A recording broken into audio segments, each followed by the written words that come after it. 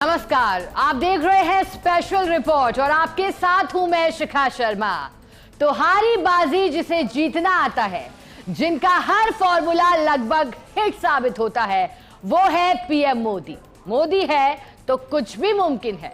हरियाणा के चुनाव को लेकर विपक्ष ऐसा हो हल्ला मचा रहा था जैसे बीजेपी का सूपड़ा साफ होने वाला हो, लेकिन हकीकत में विपक्ष का ही सूपड़ा साफ हो गया।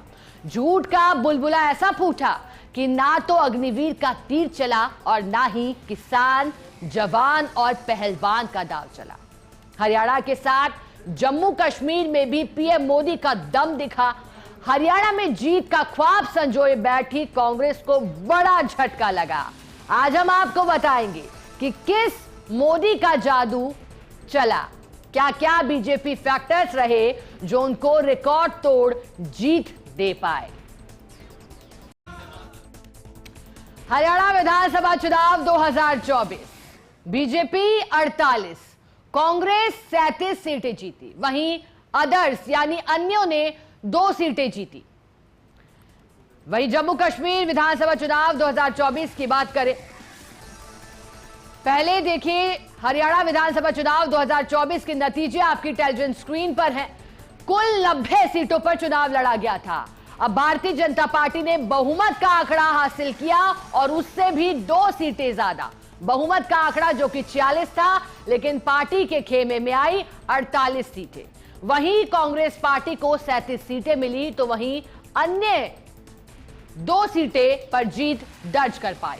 हरियाणा विधानसभा चुनाव एक ही चरण में मतदान हुए थे। 5 अक्टूबर को नतीजे 8 अक्टूबर को आए और भारतीय जनता पार्टी ने बाजी मार ली।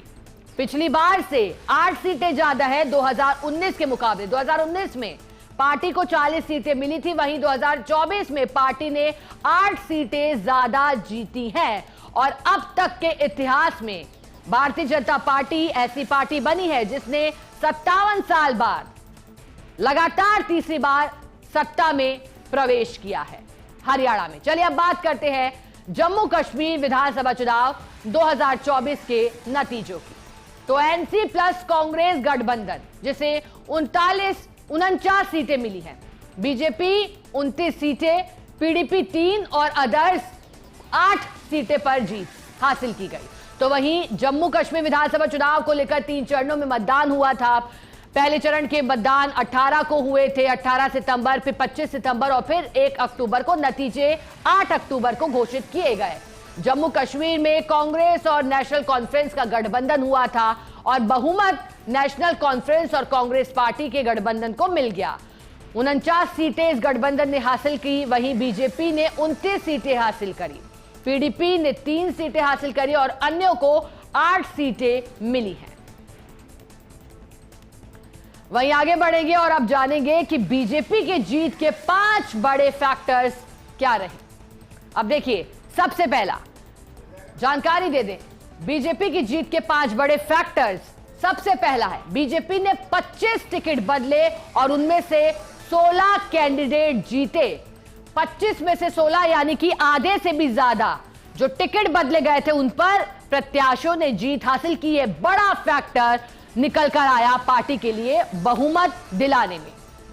नंबर 2 पर आता है खट्टर की जगह सैनी को सीएम बनाने का दाव, यानी कि जो एंटी इनकम्बेंसी थी और लगातार पार्टी जो 10 साल से सत्ता में थी, तो कई बार ये फैक्टर सत्ताधारी पार्टी को नुकसान पहुंचाते हैं। लेकिन भारतीय जनता पार्टी ने स्थितियों को भांपते हुए सीएम फेस को बदल दिया और खट्टर की जगह सैनी को सीएम बनाने का दाव चला, जो कि कामयाब हासिल हुआ क्योंकि पार्टी ने 2014 और 19 से भी ज्यादा जीत हासिल करी। चलिए अब आपको बताते हैं कि क्या है पार्टी के लिए तीसरा बड़ा फैक्टर। तो तीसरा बड़ा फैक्टर पार्टी के लिए निकल कर के आया, पार्टी ने जिस तरह से बीजेपी का जाट वर्सेस गैर जाट फॉर्मूला भी कामयाब रहा। बीजेपी की ओर से जो जाट वर्सेस और गैर जाट का फॉर्मूला था वो कामयाब हुआ और ये तीसरा बड़ा फैक्टर साबित हुआ पार्टी को बहुमत दिलाने के लिए। अब चौथे बड़े फैक्टर की बात करते हैं, जो भी एक बड़ा फैक्टर पार्टी के लिए आया। जेजेपी का जनाधार टूटा, बीजेपी को इसका फायदा मिला। जेजेपी का जो जनाधार था वो टूटा था। जो जेजेपी जिसने 2019 के नतीजों में बड़ी जीत हासिल करी थी, लगभग 10 सीटें पार्टी को मिली थी, उसका जनाधार टूटा। इसका सीधा सीधा फायदा भारतीय जनता पार्टी को मिला है। अब पांचवें बड़े फैक्टर की बात करते हैं। तो पांचवा बड़ा फैक्टर क्या निकल कर आया, चलिए आपको बताते हैं। तो कांग्रेस की 70 सभाओं पर बीजेपी की 150 रैलियां भारी पड़ी। पांचवा फैक्टर भी सबसे बड़ा, और क्योंकि 70 सभाओं पर बीजेपी की 150 रैलियां भारी पड़ी और यह कहा गया कि जो पार्टी, कांग्रेस पार्टी संगठन को मजबूत करने की बात कर रही थी, वो संगठन एक साल में भी मजबूत नहीं हो पाया। बूथ खाली दिखाई दिए, कार्यकर्ताओं की कमी दिखाई दी, संगठन मजबूत पार्टी का नहीं दिखाई दिया। गुटबाजी की खबरें हवा पकड़ी, भारतीय जनता पार्टी ने भी इसे भुनाया और इसका नुकसान सीधा सीधा कांग्रेस पार्टी को हुआ है। तो ये 5 बड़े फैक्टर जो कि पार्टी के लिए बड़ी जीत लेकर आए भारतीय जनता पार्टी के लिए, वहीं कांग्रेस पार्टी को नुकसान दे गए। तो अब हरियाणा की 17 हॉट सीटें कौन सी हैं, चलिए वो भी आपको बताते हैं। सबसे पहले लाडवा सीट, सीएम नायब सिंह सैनी ने कांग्रेस प्रत्याशी मेवा सिंह को 16,054 वोटों से हरा दिया। नंबर 2 पर आता है गढ़ी सांपला सीट, कांग्रेस के पूर्व मुख्यमंत्री भूपेंद्र सिंह हुड्डा 71,465 वोट से चुनाव जीत गए। अगर तीसरे नंबर की हॉट सीट की बात करें तो ऐलानाबाद सीट, क्योंकि इनेलो महासचिव अभय सिंह चौटाला 15,000 वोट से चुनाव हार गए।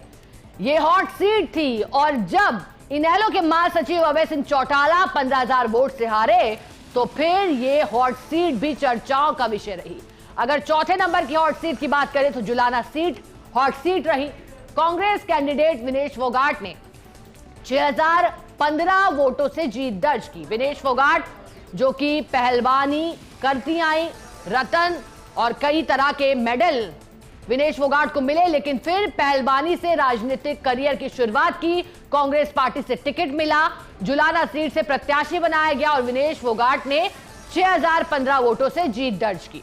वहीं 5वीं सीट की बात करें तो हिसार सीट, जहां सावित्री जिंदल ने 18,941 वोटों से जीत दर्ज की। सावित्री जिंदल का नाम चर्चाओं में था क्योंकि भाजपा से निकलकर जब सावित्री जिंदल ने निर्दलीय उम्मीदवार के तौर पर चुनाव लड़ा और वो भी बड़ी जीत हासिल करी, 18,941 वोटों से जीती। नंबर 6 पर तोशाम सीट, कांग्रेस उम्मीदवार अनिरुद्ध चौधरी तोशाम सीट से चुनाव हार गए।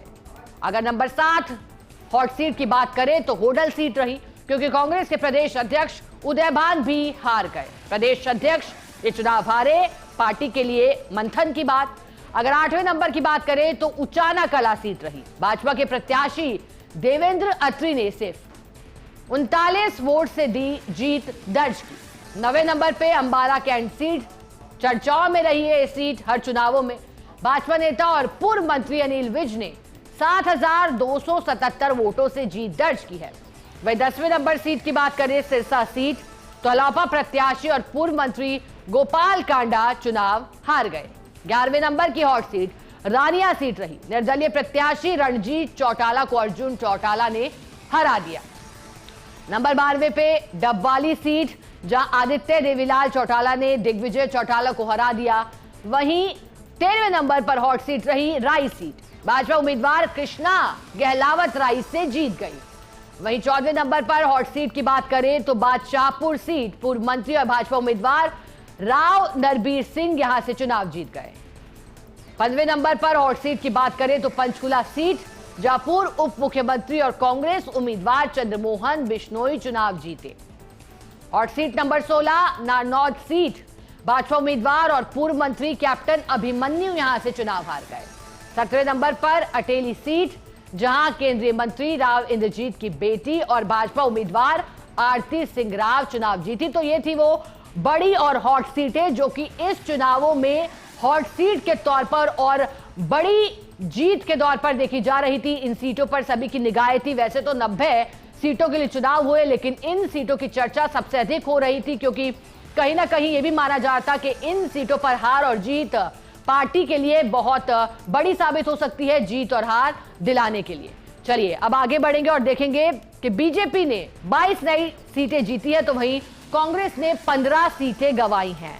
नई सीटें जो भारतीय जनता पार्टी के पक्ष में गई है, लेकिन कांग्रेस के लिए वही सीटें जो कि हार लेकर आई है। वो कौन सी सीटें हैं, एक नजर उन सीटों पर।